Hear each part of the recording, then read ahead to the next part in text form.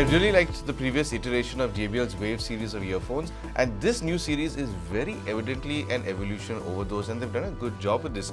Now you can get this in a dot style design and a stem style design, but I'm going to be focusing on the Wave Beam 2, which is the stem style design. Thank you to the folk at JBL India for making this review possible by sending me these demo units. All thoughts and opinions are my own. So let's jump straight into how this is built. The unboxing of these is fairly simple, and it's nice to see that 100% of this box is recycled. You get the earphones in the case, a USB-A to USB-C charging cable, small and large ear tips with mediums already on the earphones, and you get the literature as well. The case has a neat matte finish, and you can buy these in various colors to suit your taste. You'll see the JBL branding on the front of the case as well as a single LED light under the lid's lip, which will let you know how much charge this holds. It's got the USB-C charging port under, and when you pop the lid open, you'll see a new design of the Wave Beam earphones. They won't switch on until you pluck them out of the case though. I do wish they'd wake up when the lid was opened. The earphones carry over the same matte finish and color of the case, and it certainly is well finished, and you'll also spot some new openings on the upper part of the stems where the new microphones are placed. This section here with the LED lights and recess is where the touch enabled area lies, and another neat touch I've seen on these earphones is the contact points it has for charging. They've got a more rounded and broad area to make better contact with the charging case, which will only ensure a better connect than some older designs. On a comfort front, I do remember the older generation having a slightly larger housing, which did cause me some discomfort in my left ear, but I'm happy to say I haven't experienced the same thing with these earphones. So I presume they've made the housing on these slightly smaller, which is great news for anyone with smaller ears. The ear tips are a soft, grippy silicone material, so are also quite comfortable to wear over prolonged periods of time. And I like that they have this meshing to protect the inner metal meshing in the earphone and mechanics from debris. If you happen to get caught in the rain or go to the gym, your earphones should be safe thanks to them having an IP54 rating, and the case has an IPX2 rating.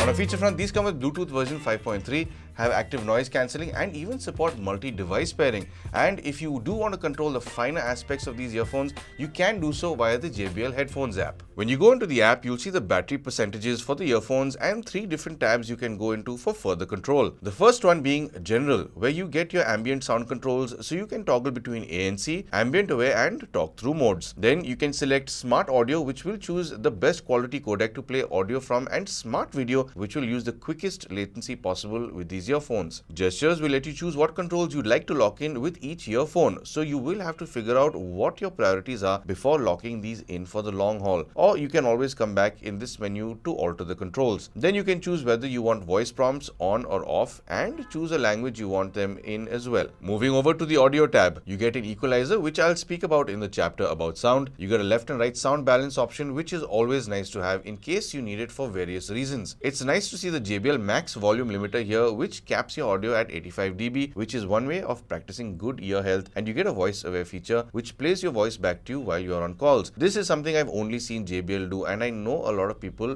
do like this feature. Then when you move on to the others tab, you're greeted with relax sound, which I honestly thought would have been reserved for their flagship products. So it's great to see it here because it's a great way to relax at the end of a long day. You can choose to play back a few relaxing sound recordings from waves, nighttime with crickets chirping, a fireplace, birds chirping in the wilderness, and running water. You can play all at once or just one at a time. The choice is yours, and you have a timer for it as well. Then you get Find My Buds, which is a great way to locate a bud if it's nearby within Bluetooth range, and you get a power saving mode which has an auto standby option as well as an auto power off option, and you get a support option as well, which will lead you to the quick start guide, reset option, and so on. The multi-device pairing works as well as it should. I have connected to my tablet and my phone quite seamlessly, and I've heard music on either or. But the thing is, if you do want to listen to media on the other device while consuming media on the other one, you will have to pause your media on the primary one, and then it'll play back the audio on the secondary. So that's one thing to keep in mind. And the other thing also is that if you do get a call while you're on your tablet or your computer, it will latch onto the phone immediately. So there's no fiddling or fuss where you have to sort of touch and hold stuff. It's an immediate handover. You take the call, you don't miss any calls. Now, one thing I did notice that when I was on my tablet, I noticed that the ambient aware mode was on, and I wanted it on ANC. and I didn't remember what you have to do to activate the NC. So I went into my phone to see if I could control it, and you can. So you can consume your media without pausing it and going into an app, let's say on your tablet, and just control it from your phone, which is a very cool way of maintaining that control without disturbing your media consumption. So it's like a remote. So that's something I really do like how this operates. When it comes to its latency, these do have a delay like most wireless earphones do. If you really have an issue with delay, shift over to wired earphones, of course. But if you do want to tackle that delay, you can switch on the smart video option. Now, I'm not too sure of the number of its response time when it's off, but when it's on, it does fluctuate between 60 and 80 milliseconds, depending on the media input, of course. So it does sort of start responding a lot quicker when the smart video is on. If you are a competitive gamer, this might be too slow for you, but I think for visual consumption or just media consumption, if you're just doom scrolling around, it works just fine with that. But anyway, instead of me rambling on about this, here's a quick demo to show you how it will perform with games as well as with videos.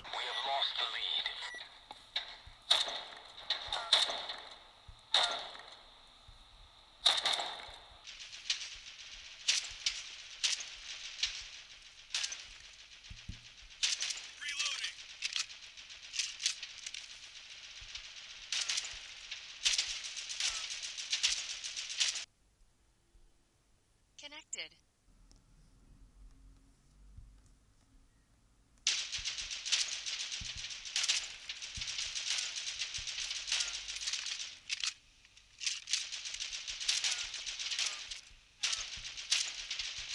Much like the JBL Wave Buds, these come with 8 dynamic drivers, support SBC and AAC codecs, and have a frequency response of 20 Hz all the way up to 20,000 Hz. Connected. Now, of course, you can toggle this feature on and off if you want to go beyond that 85 decibels, but I wouldn't recommend it. At lower volumes, these do tend to thin out. So once you start dropping below 40% all the way down to 5%. When it comes to its active noise cancelling, this is, of course, the first time that this series of earphones with JBL has it. And I have to say, it does hold up pretty well. It does a good job of eliminating droning noises from fan motors, AC motors, or even some road noise. I'm near a very busy street, and it does cull some of that. Now, what I do like about it is it's not overly aggressive with its active noise cancelling. There are some brands out there that just overdo it. I mean, it gets to a point where there is a pressure in your ear and you start feeling a bit nauseous. There are people who feel very uncomfortable with this. So this thankfully is not at that level. It does manage to cut out all of those sort of noises to a certain extent, but there is, I'd say, an upper mid range to a high frequency range that does bleed in, but it's not as noisy, should I say, with the active noise cancelling on. It does cull that a little bit better, but I'd say this is just right. It's an absolute win because it's not overdone like a lot of other people are doing. Now, of course, because it does have active noise cancelling, it does have microphones in these earphones. The previous gen, I think, had just one microphone per earbud. This has two per earbud, so that's a total of four microphones. It's able to do a much better job, especially with environmental noise cancelling. So, if you do plan on taking any phone calls in any busy environments and you want to know how your voice will carry over to your recipient in a busy setting, there's really only one way to show you how. So I'm calling from the usual busy street. I do all of my call tests from, just to give you a sense of the amount of noise these earphones are going to be battling. And of course, there are two-wheelers, four-wheelers, three-wheelers, and you might get the occasional truck blowing a pressure horn as well. And right behind me, there's still some construction going on, which is quite an ending. And I'm kind of hoping I don't get mugged because people are walking past and looking at my lights. But it is a gloomy day. There's some sort of cyclonic weather going on. So anyway, I do need this so that you guys can see me. So anyway, I have been on the camera microphone all this time just to give you a sense of all the noise around me. And I've switched over to the Wave Beam 2 microphone right about now. So this is the overall vocal tonality you can expect to carry on over to your recipient, of course, if you are using this. Now, no doubt, this is the worst kind of situation you can possibly be in with a lot of noise walking on the road or going for a run in the evening. If you do use this in a more controlled environment like an office or at home, expect it to do significantly better. But I do expect it to perform much better than the previous generation because this does, of course, have four microphones in total. It's two microphones per earbud, which is twice the number of microphones that the previous generation had. So this is pretty much the sound you can expect. And one thing I do like to do is, especially with earphones that have active noise cancelling, is toggle between the modes. So I will go into the JBL headphones app right about now, And right now, as you can see, the ANC is on, of course. So what I'll do right now is switch on over to ambient aware mode now. So now I can hear a lot of this noise coming in. A big reason why I'm doing this is because sometimes some earphones can take on an added load of, doing ANC and trying to handle its environmental noise cancelling at the same time. So it is usually a load on the microphones or the algorithm. So there can be a compromise in some cases. So you'd be the best just to see if there is that difference. So I'll switch over to, I can't switch over to talk to mode because I'm on a call. So I'll switch back on to active noise cancelling. I prefer this because I can't hear as much noise creeping in. And I'll put the ANC off now. So she says ambient sound control off, and I can hear the noise passively. I mean, it is coming through, but I must say the passive isolation on these ear tips is actually quite good. It does cut out a lot of noise by itself. So, for the sake of, saving my ears from the noise, I'll put the ANC on again, and I'll switch on over to voice aware. This is a very neat feature that JBL has introduced. I think they're the only brand that does it, in fact. So, right now, in fact, I'll show you what it does. I'll put on the. So, now this is not something that you'll be able to hear, it's something that I can hear. So, basically, I'm getting a feedback of my voice. So, I can not just hear, the resonances within my skull, I am getting a feedback to my ear. So, obviously, I can hear a bit of the noise around me, and you can control the different levels of this as well. So I do know there have been a lot of people in my comment section who pointed this out that they feel uncomfortable when they can't hear themselves with a lot of other earphones. JBL has got you covered. Even I'm really surprised that they've included it on these set of earphones as well. So I'll switch this off now, and the ANC is back at full power, of course, because I put that off. So there you have it. That's the demo for the JBL Wave Beam 2. And let me know down in the comments what you think about the overall call quality of these ones microphones, because you are sitting in the reviewer seat right now. I am not. So this is the part where you need to check it out. So I do hope that this call demo has given you a better understanding for these earphones, and I'll see you back at the studio.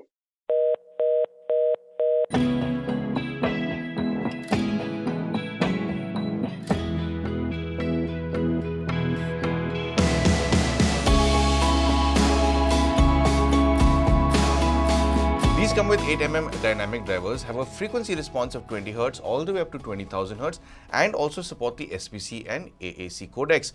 When it comes to a volume front, I found these very comfortable to listen to at about maybe 30-35% volume, but you need to push these up to about 50% for them to really start opening up and, start being a little more fun. 60-65%, let's say, is a lot more fun. It's got a lot more kick over there. But I find 70% to be a little too loud for me. So I wouldn't recommend listening to these over 70% volume over prolonged periods of time if you do intend on preserving your hearing. Now, listening to things lower down at maybe 10%, 20% is bound to thin out, as every bit of audio gear usually does. It's a rarity where they do remain rounded. Now, when it comes to the volume, if you are particular about your hearing, like I did mention, JBL does include that volume cap of 85 decibels. So it's relatively safe. You can say to listen to that volume for up to maybe 4 to 6 hours. But again, I wouldn't recommend that. You need to take breaks if you do want to maintain your ear health. When it comes to soundstage, these do stage very similarly to most other TWS earphones in the market. You do have good left and right separation with a well-centered phantom channel, and you will get the illusion of some tones coming from out of the earphones, but this does occur very rarely. You, of course, do need to be listening to a good recording for that. Moving on to its imaging, its detail recovery is surprisingly good with these earphones. In fact, it's very evident that these drivers have been tuned for precision over anything else. And this is not something I was expecting from JBL to do, but this is actually a very clean sounding set of earphones. The nuances do sit in the spotlight if you do want to focus in on any details in your music. So I'm really happy that JBL is leaning towards this way when it comes to sound. High frequencies are carried over to you with a sense of softness while maintaining a good level of detail. This range has a good amount of energy while staying inoffensive. At no point has it left me wanting for shine here. Sparkles and shimmers from percussive instruments and the tinkles from the ivories are never in your face when it comes to this range's presentation. Rather, it has a sense of having stepped into being more mature. It's just right for various genres of music, and at no point does it want to hurt your ears. It stays clear from being shrill even if you're high frequency sensitive. Listening to Dave Matthews perform Dodo, this track is a particularly high frequency happy one, and these earphones aren't exactly audiophile grade, but they certainly seem to be taking a step to getting there. They have a surprisingly good ability of carrying detail and texture in this range, which I genuinely didn't think they could. I was expecting an elevation beyond belief here, but it's got just the right amount of a tweak.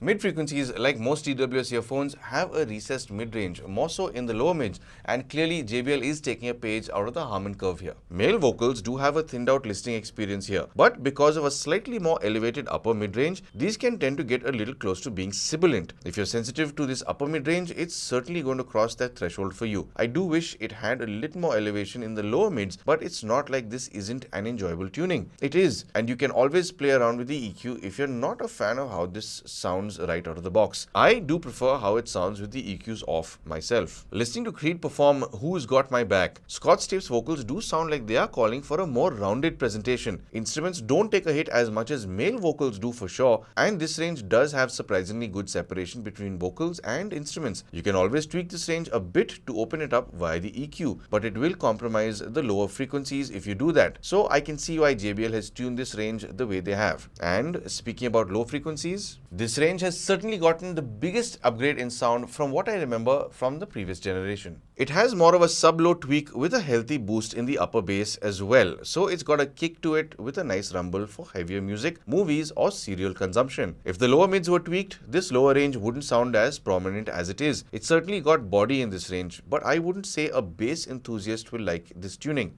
It leans more towards being a little more emphasized than being balanced sounding here. But it does have just the right amount of enthusiasm here to be quite the enjoyable listen. Listening to Tangerine Rays performed by Zed and Bava, I was initially quite surprised that these earphones are able to handle this range as effortlessly as it does, because I remember the first generation shying away from this range. This is what I felt was missing with the first generation. So it's great to see JBL properly giving this set of earphones the proper nudge in evolution over the previous gen. Now, if you don't like the tuning right out of the box 100%, you can go into the app and play around with the manual EQ. So you do get a 10-band EQ with a plus minus 6 dB gain, which should give you more than enough control. And if by any chance you don't want to dabble with the manual controls, JBL does provide you 6 different presets, which are Studio. The tuning does cull the lower frequencies a bit, which does help these drivers enunciate better when it comes to its detail recovery. If you're used to this tuning, the bass still remains prominent enough to have a good kick. Bass boosts the lower range like it's just gotten out of lockdown and wants to be everywhere, every time, all at once. It's way too boosted for my taste, but I can see bass enthusiasts coming straight for this tuning after making these earphones theirs. Club cleans things up a bit compared to the previous tuning and does sound a little crisper in its overall presentation, since it does take on some form of a V-shaped tuning. Extreme bass does have a little more of a kick in the upper lows, so kick drums will have a little more kick than the bass tuning. And of course, with this tuning, detail does get eaten into and the mids tend to sound muffled to a certain extent. Vocals does what you think it'll do and boosts the mids. Perfect for podcasts, audiobooks and similar vocal related listening sessions will have this vocal boost. Jazz is my favorite tuning of the lot, specifically with instrumental music, jazz or blues, but it also does well with vocals, but does tend to throw the vocals back in the distance thanks to its recessed tuning. So to sum up, on a build front, I really do like what JBL has done with these. They've always maintained that matte finish, which does ensure that they look new for a much longer time. Glossy stuff just scratches within a few days. And I like that they've actually got a new design on these earphones. It does have those few different elements to it, which is of course quite nice. So it is a completely fresh design.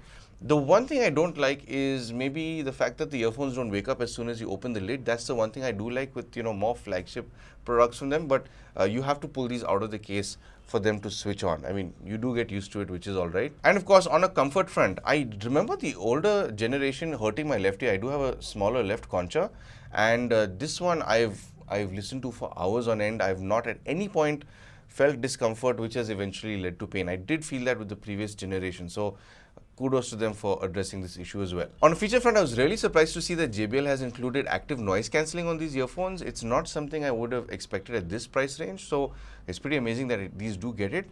And over and above that, it also does get that relaxed sound feature in the app. I did think that they had reserved something like this for their more premium products, the flagship stuff that they have. So I mean, the fact that you get it is pretty cool. It's a very cool feature. I've used it myself when winding down at the end of the day, when you just want to, disconnect from the rest of the world. It's nice to have those playback sounds that you can put on a timer, so it will go off eventually. ANC wise as well, I really like what they've done. It's not aggressive. There are some brands that just go a little overboard with the active noise cancelling that can tend to make some people feel a bit unwell or get that pressure in the ears. This doesn't do that. At no point does it make you feel uncomfortable wearing them. So it's nice that they've done it because it's a proper usable set of earphones when it comes to its ANC. The other earphones that I've used that are too aggressive, I eventually find myself dialing them down anyway. I don't like very aggressive active noise cancelling, but I mean, to each his own, of course. Then, of course, when it comes to its call quality, you have to be the judge when it comes to the overall tonality. Head on over to the call chapter if you've missed it. I have left a demo there for you to decide whether you like how these sound or not. On a sound front, I'm actually very taken with these earphones because they have definitely leaned more towards better detail, better clarity, better resolution. And it's not just about, oh, hey, it's just got SBC, ASC, so it's limited. If a driver is well engineered, it will definitely sound superior to a driver that's not been given as much attention. So JBL has done a very good job of tuning this, and if I'm not mistaken, I don't have the previous gen to check, but I remember that not being as clean sounding, as clear sounding as this. This they've definitely done some work on. And more than anything else, the one thing I found missing with the Wave Beam, which I did like at that time, because it was very clear, very balanced sounding, they have added that little bit of bass over here, and they've done it very tastefully. It's not overdone where it's going to eat into your details. So I really like how they've tuned this specific set of earphones. It's not so much bass that if you're an audio enthusiast and you want a more balanced tuning, the bass is not so much that it's going to upset you or it's going to cause a headache. It's just right. It's like the Goldilocks version of bass. It's just right. So I found myself really enjoying this. So I've taken a long time to script this specific video because I was enjoying these earphones as much as I was. So all in all, it's a great fun listen. It's great for acoustic music. I'd say even if you like EDM, it's not going to loosen up your earwax and cause headaches. It is a fun sounding set of earphones, so it's going to be great for any commuting or leisure listening if you go on walks. And I think if you've not listened to this kind of tuning before, you will start appreciating better detail with your overall music. So I'd say these are great value for money, especially the cost that they've been launched at. So coming to the price, these do have a maximum retail price of about 7,499 rupees. But right now they have a selling price of about 3,400 and 99 rupees, which I think is an absolute steal for these. It's super value for money. Are these an absolute value for money set of earphones? I'd say definitely yes. You're getting active noise cancelling from a very well-known brand. You're getting many other elements also. In fact, those little charging ports extensions that they've got is a design improvement because the older ones just had little pins, and I think those little pins could have caused issues with charging. They've addressed that as well. So they've really looked at the older generation and made the improvements that it really needed. So I think these are going to be nice long-term earphones to wear, of course, and to use for a long period of time because JBL seems to have put in a lot of love towards these. So, of course, if you do want to buy these, I will leave the links down in the description below. And if you want a little help tuning your earphones with the manual EQ, I will leave that link down below as well. I have done a very interesting video when it comes to that with the JBL headphones app, in fact. So anyway, there you have it. That's my review on the JBL Wave Beam 2. And I do hope that will help you make some sort of purchase decision. And of course, if you would like to help support the channel, I'm sure you know exactly how to. But of course, thank you for tuning in to Paul's POV for some sound advice.